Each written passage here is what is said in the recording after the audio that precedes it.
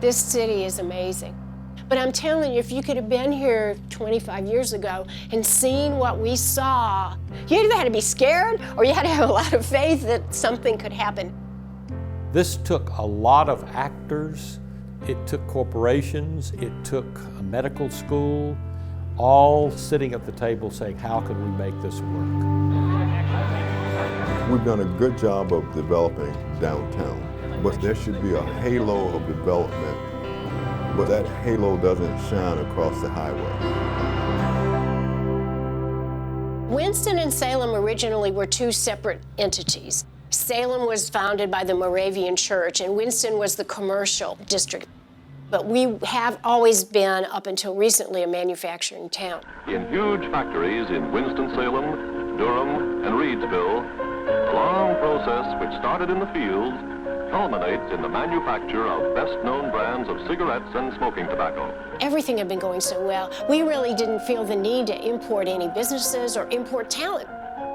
What happened over time is the industrial base tended to erode.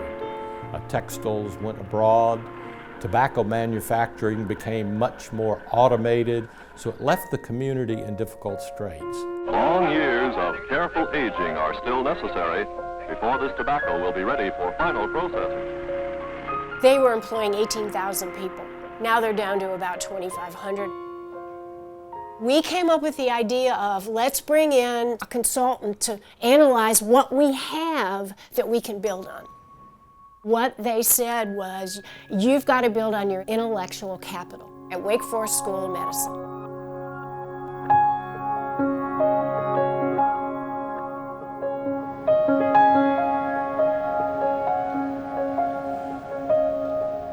There were a number of people who had a vision to say, can we build some kind of research park here?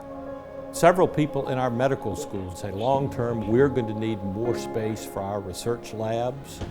R.J. Reynolds at that time had an R&D facility building that was still very viable.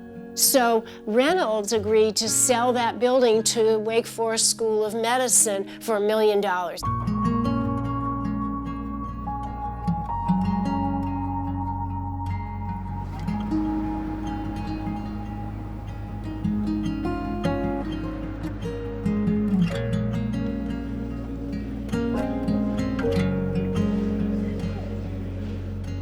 When I was growing up here, these were functioning tobacco warehouses and plants. Now, this is the engine for economic growth. We are starting to become much more self-reliant to have the resources that we need, whether it's investment dollars or organizations or space. We've got all that here now.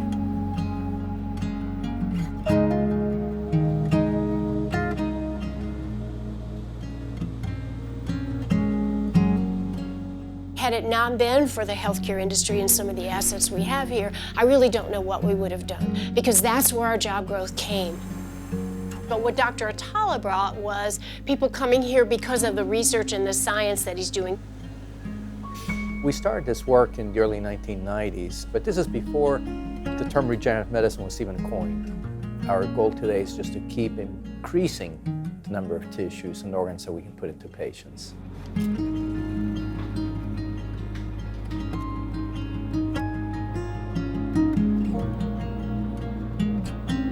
One of the major assets of Winston-Salem is that it has taken innovation to new frontiers. Here you have all these old abandoned tobacco plants, and now you turn around and you see this vital community of residents and biotechnology and students. Anything you want is right here in Winston-Salem. The idea with the original Innovation Quarter would never have come close to the Arts District. But each of those complements each other. And so if it's John Bryan and those funky people down there, and the community says this is a good thing, people are going to get behind it.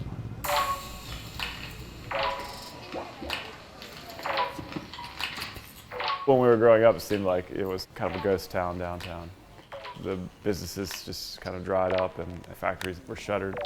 That's kind of how we got started downtown, just focused on cheap space. Got an idea, let's get it going.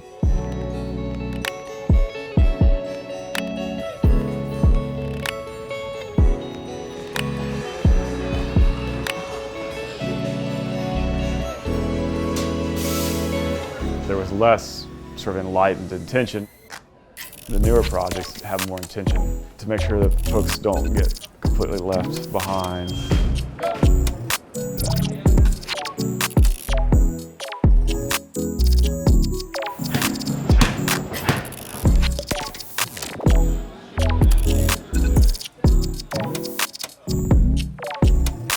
What the Arts District bring to the community is that mix of economics and cultural mix coexisting in the same space.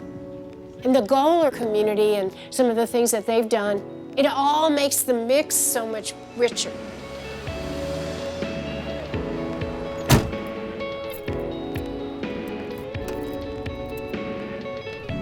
We wanted to make sure that we could make a difference in the community.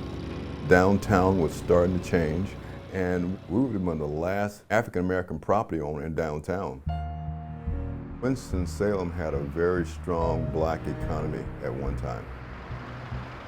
When other parts of the country were complaining about black people having to sit in the back of the bus, that wasn't the case in Winston-Salem because we owned the bus company. There was obviously kind of an inequity. The thing about it is that it was a physical divide, and that physical divide is Highway 52.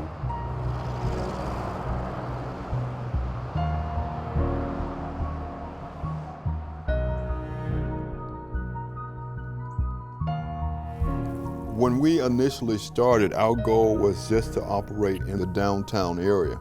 But the city itself cannot thrive if other parts of our city are kind of suffering.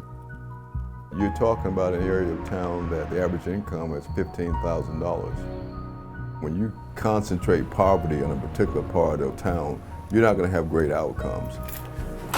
In order to have a sustainable community, you need these different incomes together. Hello, how you doing today? Fine, thank you. All right.